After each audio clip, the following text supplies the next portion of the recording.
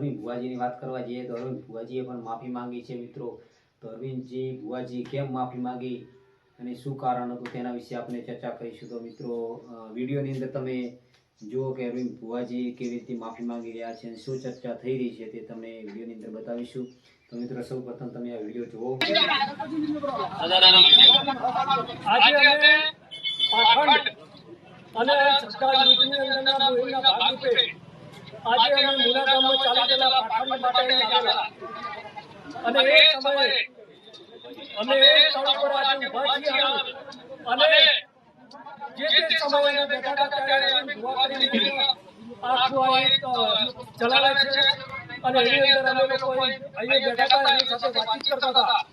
તે સમયે એમના સપોર્ટરો અમારી ચારે બાજુ થઈ અમારી સામે એટેક કરેલો અને એટેક કરવાના પરિણામે અમારા સાથે ધક્કામુક્કી થયેલી, અમને ડરાવવાનો પ્રયત્ન કરેલો। એટલે આવા જે મોહિમ ચલાવવામાં આવે આ લોકો એવો મેસેજ આપતા હતા કે અમારી સામે કોઈ પ્રશ્ન ના કરી શકે। એટલે મારે ખાસ કરીને ઠાકોર સમાજને અને બીજા જે સંસ્થામાં પકડાયેલા લોકોને મારે વિનંતી કરવી છે કે આવા લોકોથી ડરો નહીં। આ લોકો તમારી સામે હુમલો કરશે, તમને કોઈનો દેવનો ડર બતાવશે, તમારી સામે જે પણ એવા આંદોલન કરશે પણ આજે મોલક્ષી નાઈટ રાત્રે અમારા ઘરના મંદિર એટલે જ્યાં આયા હતા યમનથી જવાનો દેખાયા ખુરશી આવી અને યમનથી જવાનો ખુરશી કે ભાઈ આ રીતની વાત કરવી હોય એમાં મારે ચર્ચા ચાલુ હતી બરોબર। અને એને તો વાત થઈ કે ભાઈ તમે આયા છો તમે પૂછ્યું છો બરોબર એટલે સલાહ માટે પૂછો એટલે એને કીધું તમે તમારા આ બધી ચર્ચા કરવા આયા છો બરોબર। એટલે એમાંથી પબ્લિક વધારે હતી પબ્લિકના દ્વારા ઉભારો થઈ ગયો બરોબર।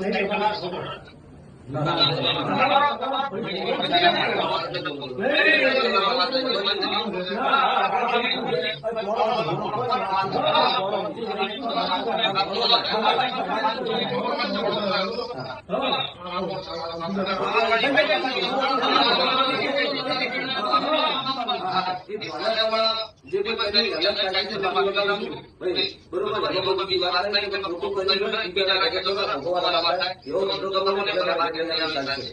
પ્રશ્ન બીજો જે પાસે ભગવાન છો એ બધી દિલથી અદના ભાવથી કોન્ટેક્ટમાં માફી માંગુ છું કે આ વાત મને મળી ગઈ અને અમારા મસ્જિદવાળા બધી વાત થઈ બરોબર એ કોન્ટેક્ટમાં માંગુ છું કે મારા કાઢે બબાદી કરવાવાળા વાત થાય તો હું ભગવાન ભગવાન થાય હું પૂરા પરિવારની આડો પાડો ભગવાન એટલે દરેકનો આ માધ્યમથી જણાવવાનું કોઈને આ વાતનો મંજૂર રાખવું નહીં તો તમારા પરિવારમાં ચાલતા ઢોર રહેવાનું એટલે કોઈને મગજમાં ખોટી વાત લેવું નહીં। તમારે ક્યાંય પણ તકલીફ પડે તો અમને કહેજો, અમે તમારી સાથે છીએ અને આવા પાખંડો ક્યાંય પડે તો તમે અમને કહેજો। અમે હવે કફન પહોંચીને પડીએ છીએ કોઈ ચિંતા ના કરતા કે અને માફી માંગી છે અને માફીને લાયક તો નથી છતાં માફી માંગી છે એટલે મોટું દિલ કરીને ઠાકોર સમાજ અને અમે બધાને માફ કરીએ છીએ અને હવે માણસ એક કે બે માણસો જે બાકી છે એના વિડિયા નહીં આવે તો એ પણ કોઈ ગામમાં નીકળી ના શકે એવી રીતનું અમે કરશું। આજે તમને સૌને પણ આહ્વાન કરીએ છીએ કે આવી સંસ્થામાં કોઈ ફસાતા નહીં, આવા પાખંડીઓ સાથે કોઈ વ્યવહાર કરતા નહીં। એટલે આજે આપણે આમ તો કરીએ તો આખા આ અંધશ્રદ્ધાનો પર્દાફાશ કરવાનો છે, આપણા સમાજમાંથી અંધશ્રદ્ધા કાઢવાની છે અને એના મૂળના ભાગી હતા એટલે આજે એમને માફી માંગી છે। તો હાલ પૂરતું આપણે આ ચેપ્ટરને પૂરું કરીએ છીએ પણ કોઈ જગ્યાએ આ લોકોને કોઈ ગામમાં ઘૂસવા ન જતા એવું તો આપ સૌને આહ્વાન કરું છું। બોલો સદારામ બાપાની જય। તો મિત્રો તમે ઓલરેડી વિડીયોની અંદર જોયું કે અરવિંદ ભુવાજી વિશે શું ચર્ચા થઈને શું કારણ હતું। ઓલરેડી તમે આ વિડીયોની અંદર તમે જોયું જ હશે। તો મિત્રો સમાજની અંદર ગેરકાયદેસર એટલે કે દોરવામાં આવતા હતા તે કારણો ઉઠાવ્યા હતા અને જ્ઞાનીબેન ઠાકોર દ્વારા જે આ ચર્ચા અગાઉ કરવામાં આવી હતી તેનો વિડીયો હાલ ચર્ચામાં ચાલી રહ્યો છે।